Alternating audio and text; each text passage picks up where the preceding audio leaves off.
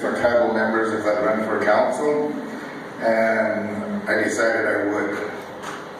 I've been involved in politics all my life, and I've run a business for the last 28 years. And a lot of the things that tribal members tell me about has me concerned a little bit. And so I figured, well, I'd run for council and do the best I can to try to help them. And if that don't work, help them to lobby to get what they need. I've been clean and sober for 33 years. I have 17 children, 14 grandchildren, and I don't owe any child support. I've been an ordained minister for 24 years. I'm trained in conflict resolution and mediation, trained in business negotiation, arbitration, trained in human resource and development. I'm a certified fatherhood and motherhood trainer. I'm certified in drug testing. I have a business here to do drug testing on the reservation, but nobody ever uses me. I tan hides. I'm a drum maker. I buy and sell beadwork. I'm a member of the Native American Church. I'm a sun dancer.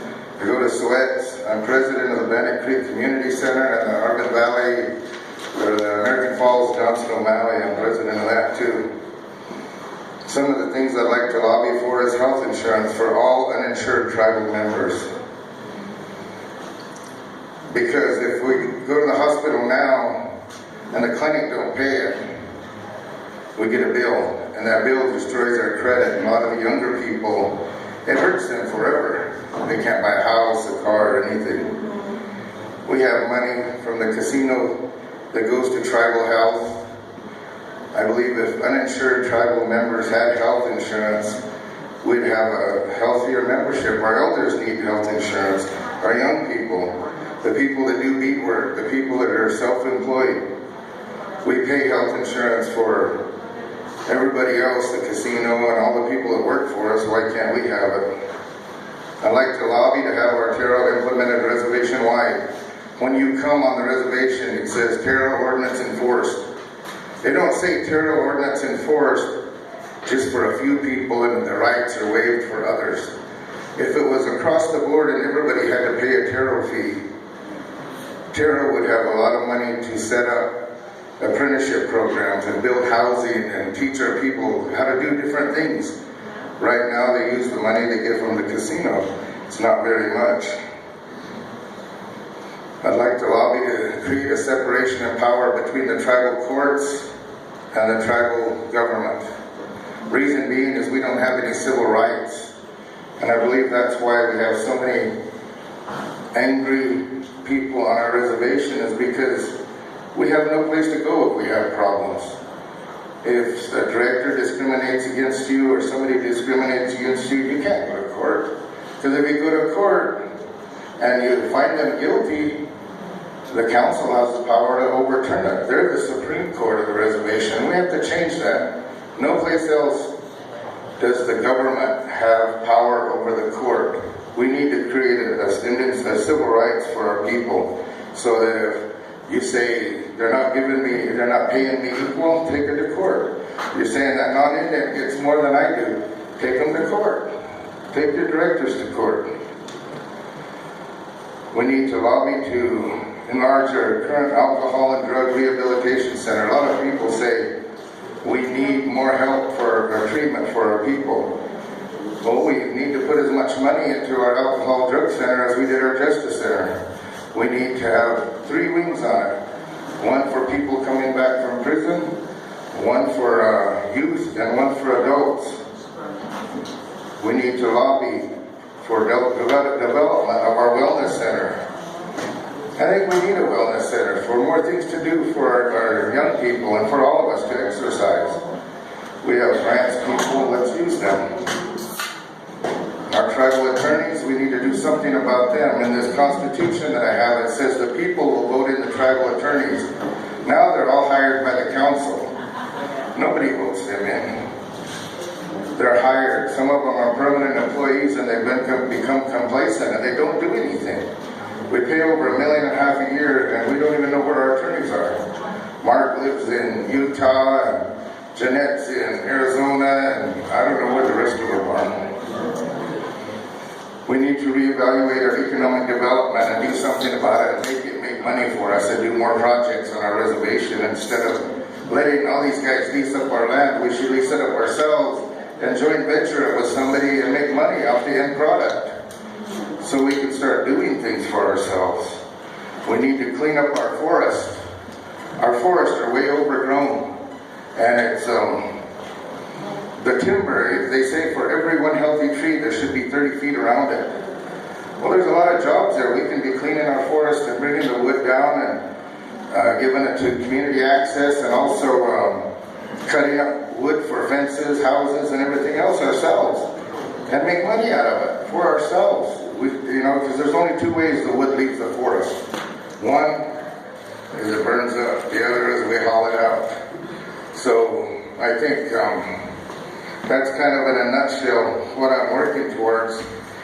I'd like to get your votes. If not, I'd still like to lobby for a lot of these things, because if we ask for a secretarial election to change some things, we can do it.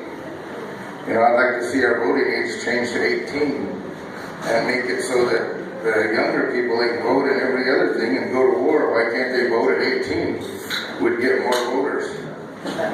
I'd like to see our tribal courts turned around so it becomes sufficient for all of us, and our tribal members that work there treated equal to the non-members. Non-members come to work and they get a contract and make $100,000 a year. Tribal members been there for 13, 14 years, don't get a contract, they make $45,000 to $50,000 maybe. I think that's where you talk about discrimination. And what happened to Indian preference? We don't have Indian preference on our reservation. These things we need to fix and put in place, but we as a people can do it. If the council won't, it only takes 150 signatures for a referendum, then we can do it. And we can make it happen. Because there's a lot of complacency within our leadership, with our attorneys. If we was to make all the money we're losing every year, we could get more on per capita. Because we're losing millions every year. We're wasting it. Like on these attorneys not implementing tariff. We have 15 minutes yet? Yeah.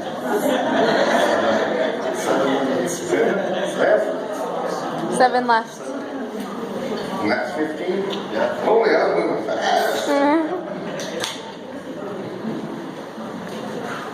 A lot of these things can be done, and if we have civil rights on our reservation, we would be able to exhaust our remedies if discriminated against. There's such thing as equal protection of the law, discrimination, and due process. A lot of times people will come to me and say, I applied for this program to go to school, but they won't help me because of who I am. That's discrimination. If they continue doing that, you could take them to court and you could sue them for discrimination, and they're going to claim sovereign immunity. But if they're following their guidelines, they wouldn't be discriminating. They're acting in their individual capacity, and you can sue them for that. And it works, because they're acting out of the scope of their position. And if that happens enough times, that puts checks and balances in our tribal government where people will quit discriminating. I believe if we was to really look hard at this question about who can vote and who can't vote. Some people say you have to re-register to vote. Some people say by the Constitution, all you have to do is be on the reservation for a year, be a resident, be 21, and you can vote. Well, which one is it? Because a lot of people's confused. We can run a forum up here at the hotel for the president. We can do all of these things, but we have to let our people know how to vote. We have 1,100 voters, over 6,000 tribal members. That's wrong. We should have more voters. I think under our Constitution, when they took an oath of office, it says, I will uphold the Constitution of the United States and all the laws of the Shoshone-Bannock tribes. Well, upholding the Constitution of the United States means we all have civil rights. But I think somewhere along the line we forgot to put that in tribal court. because there hasn't been one civil rights case heard that I know of in my lifetime in tribal court. Because everybody says, what's the use? We need to start being able to exhaust our administrative remedies and put people in their place if they discriminate against us. Each and every one of us have had that happen to us one time or another, or two times or another, or more. You know, and we have to think about it, because if you don't get to exhaust your administrative remedies, then you become angry. And you start getting mad and lashing out at people. And you continue to be angry, and you take it home, and it affects your children and everything you're doing. Because you have no way to exhaust your administrative remedies. We need that. We good?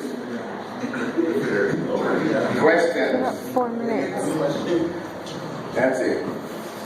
I came in a little late, but what did you say about a nursing nursing home for the elders, or a combined assisted living? I was talking we should have health insurance. You know how everybody has health insurance that works for the tribe? And all these tribal employees have health insurance.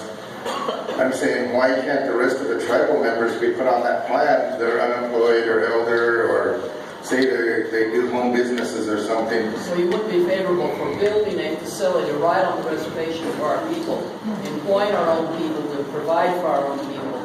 I believe it'd be a great idea, and I believe at that point, if we all had health insurance, if we utilized that facility, we could bill it back, and that would take care of it. Second question, should you be on council, are you going to go ahead and make some, you're not going to give away $5 million, are you? Or are you going to build a hotel or another facility without the approval of the membership?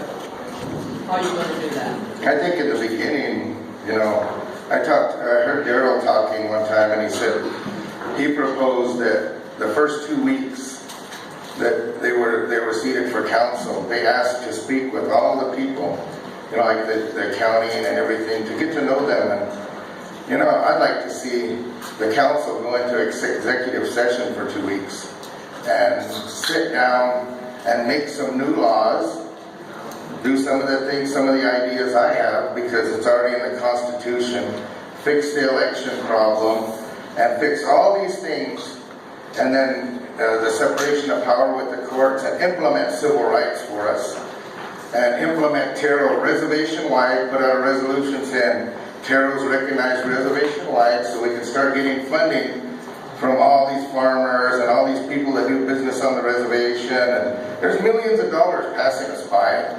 If this was in Pocatello, you'd be paying that tax. But because we're on the res, we're missing it, and we shouldn't. Each and every business that does business out here should have a business license. They don't. I've seen guys coming from Salmon. Answer my question. Today on the news, Which was the last part. Are you going to get approval from the people to do these major projects that are going to cost a lot? According to the Constitution, you have to. Any major projects or any major investments has to go in front of the people. And I think, you know, if we're going to be a big business, which we are, we're a multi-million-dollar business, we should do, you know, shareholder statements once a month, letting the people know exactly what we're doing.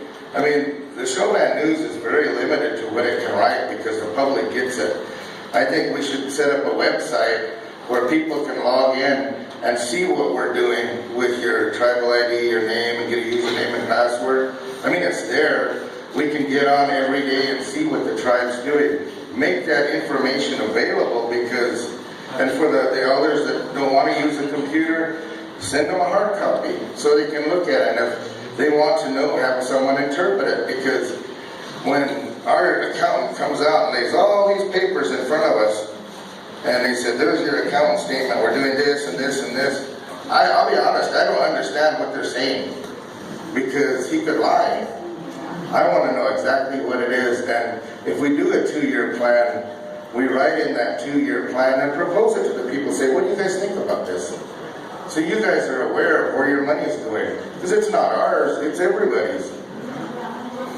Emma? today the Shoshone Valley Tribes Rural Business Council endorsed Bernie Sanders, and Bernie Sanders is proposing health service for everyone. So as far as investing in health, should he become president, would it be better to negotiate rather than invest health funds? I think I'd rather be guaranteed health than have health care because, I mean, sure, I like Bernie, he's cool and all, but politically, they ain't gonna make it because of the way it is. I mean, a lot of these guys have been around forever and seen elections, and this is just a game. I think we're in for some trouble, and I think without health care, our clinic's gonna get tore up, and we're gonna need extra health care for our people. You know, because we're looking at the next 4 years of no health care if they cut our budget any more than it is. Lori? So how are you going to pay for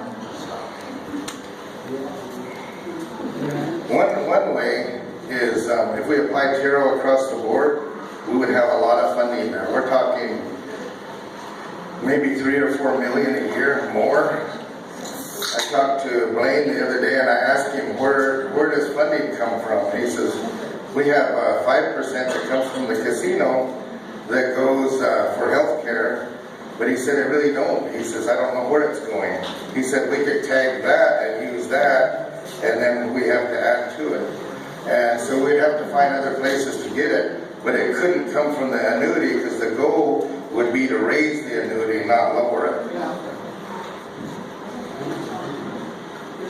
What do you think about building a nursing home for the elders and the disabled and stuff that they can't take care of themselves? I think it's a beautiful idea. I think it's Because we've been pushing for that and they put that wellness center ahead of that. And they said they didn't have no money for that, but we do need it. Well, I know when we first built that elderly home we have now, a lot of tribal members didn't want to use it. And I think it changed the use after I've time. talked to a lot of people and they're all for it. Well, I think it would be possible. I mean, we need it. We need to keep our elders at home. It's where our people can work with them and help them through their hard times and stuff. It's something that we need. Yeah, a lot of people.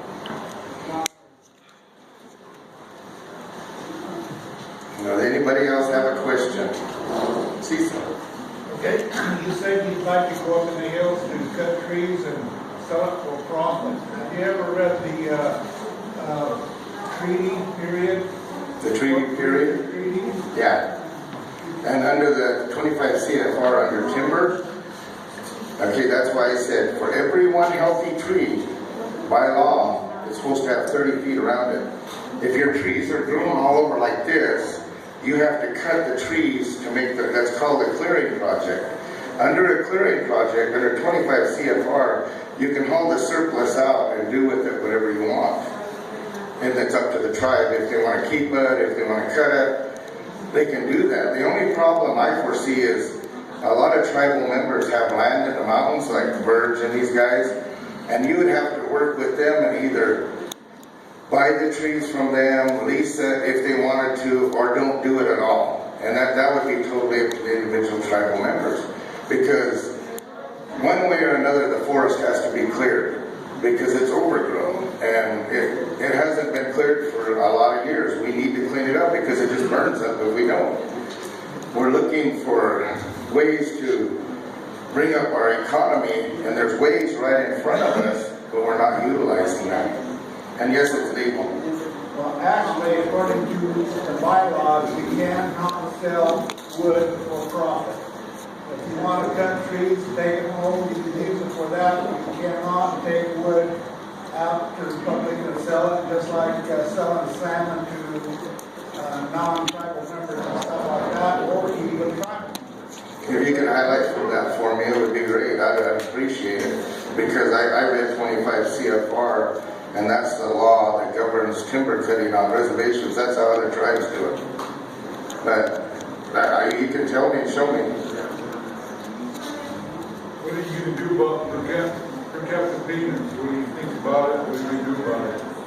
I think it should go up. I mean, if we tighten down everything and quit wasting money, I mean, I don't know how many of you guys go in front of the council or read the Show Bad News every week, and a lot of people go in front of the council and give money.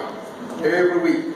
Same one sometimes, and I might hurt somebody's feelings, but I don't think that's right, because they're giving away all of our money to certain individuals. There are programs for that, and if that program's not working with that individual, there's either a reason or they're discriminating against that individual. That's why I say we need civil rights. They go into court, sue that director, stop them. That way we stop all these things that are going in front of the council and save money versus giving it away every day. I know I see a lot of people, oh, there's so-and-so's name again, got another $100, or that's not good business, and we have departments to take care of that. So we save them, there's probably $200,000-300,000 a year that goes out that way that can come back. Probably more than that. The other part is, if we had Taro across the board, and if the Taro department had enough money to set up its apprenticeship programs, then guess what? They wouldn't get money from the casino to survive. Taro would be able to be self-sufficient. There's $150,000, $200,000 more a year that we won't be utilizing out there. We need that Taro to be from reservation boundary to reservation boundary.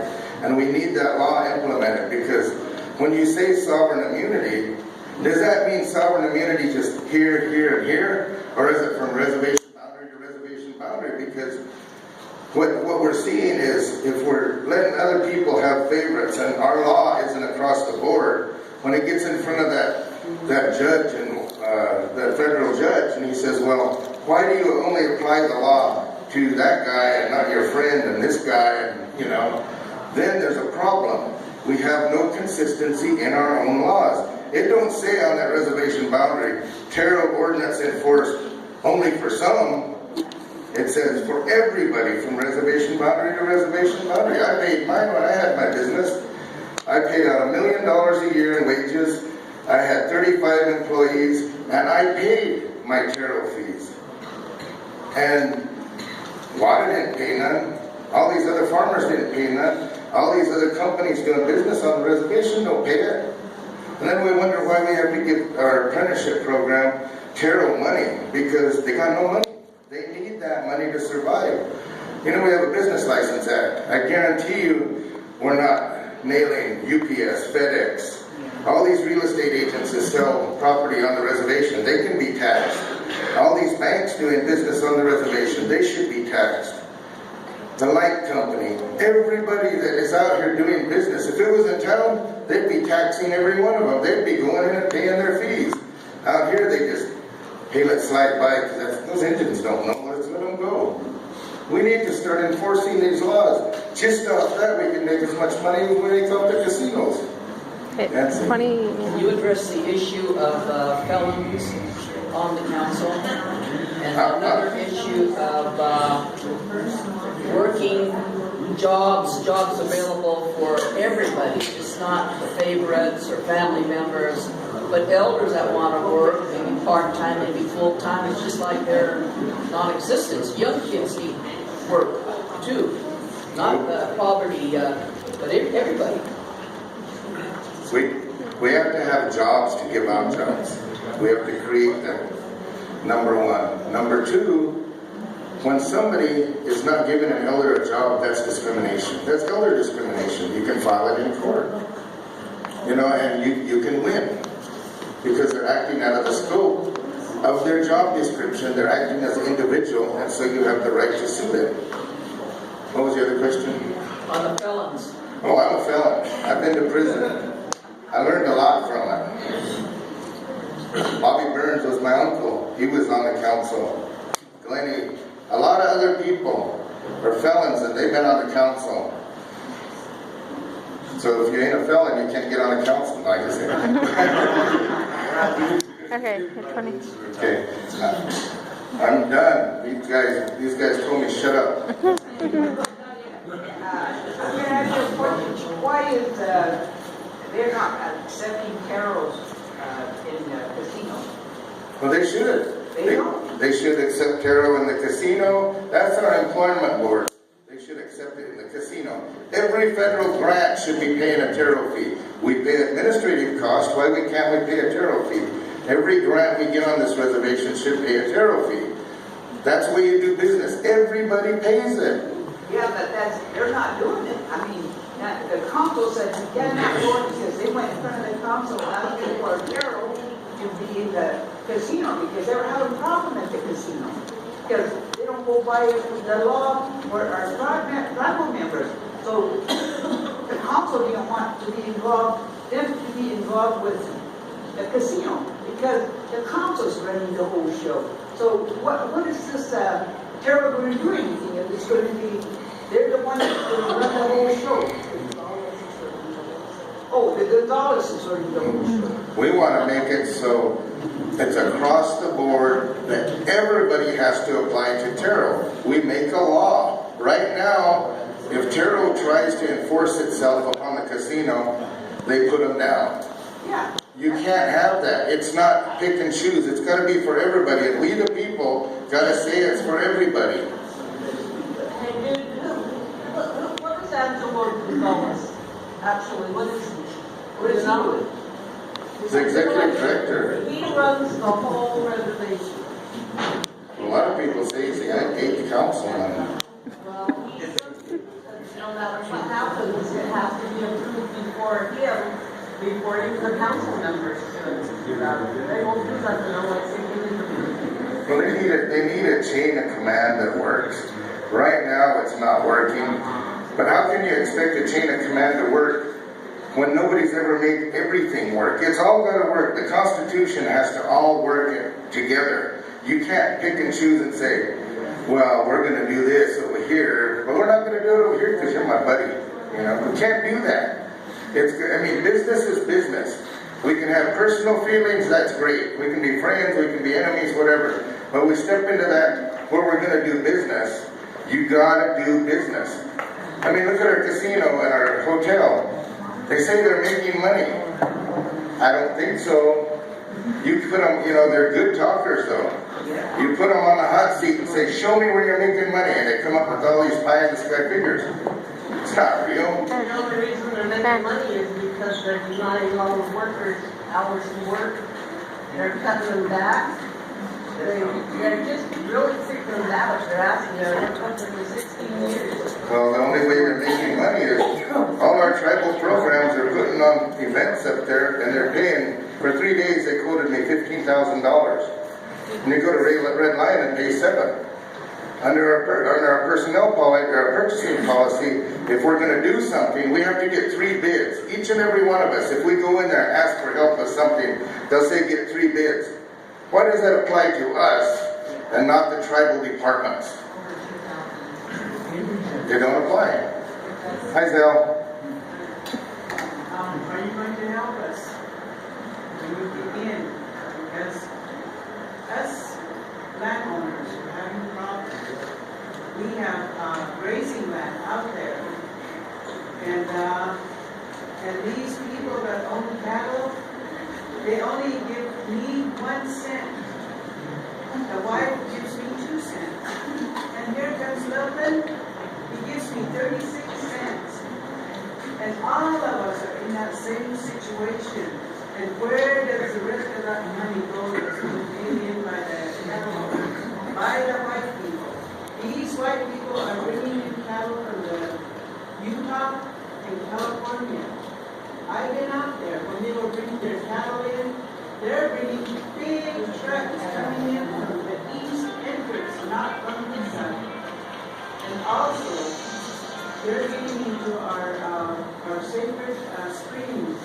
And here these white people's cattle are already in there. They're already in there in May. And here the cattlemen's cattle is still fenced in over there at the narrow. They have to come drink water here from Fort Collins. And then they even have a white man organization. We don't have any Fort Collins Stockmen's Association anymore. So how are we going to not only help our own cattlemen as well as us Indians that own land out there? We're being deprived, and we want to know why we are getting less and less, and where is all that money going? Well, it's worse than that, because if you go to Bannock Creek and you go to the reservation boundary line, back when Ira Waterhouse and Wilford were alive, they used to take us up there when we were kids and we used to build that fence. So I know where it's at. There's no boundary fence right now on the west side. So everybody drops their cows in Rockland and they all come to the reservation to eat. We don't get paid for that. It's the same way up this way. No reservation boundary fence. We got people that are supposed to be rebuilding it, I guess. I don't know, but I've been going to the same place in Cottonwood and Bannock Creek for the last couple of years, and the fence is all laid down and the grass is tall over it, you know. And Rockland and everybody lets their cows come across. We get thousands of cows. They don't pay nothing. We need to redo our boundary lines. We need to start looking at who's leasing these cows, these lands, and if they're subleasing. I know some people that go in there, they don't have about one cow, but they put 30 in there, somebody else's. I won't say who it is, but I know there's people around that do that, you know. Under the leasing policy, that's against the law. You're not supposed to do that. Yeah, on that program that she's talking about, most of that comes from that Rogers right there in GIA building. He does all the estimating on who gets how much and whatnot, and how many cattle go up on the range and things like that. You know, and like for instance, my daughter married a Navajo, and she had cattle before they were even married. Because I gave it to her. She got her cattle going and everything, and then when she put her cattle up on the range, they told her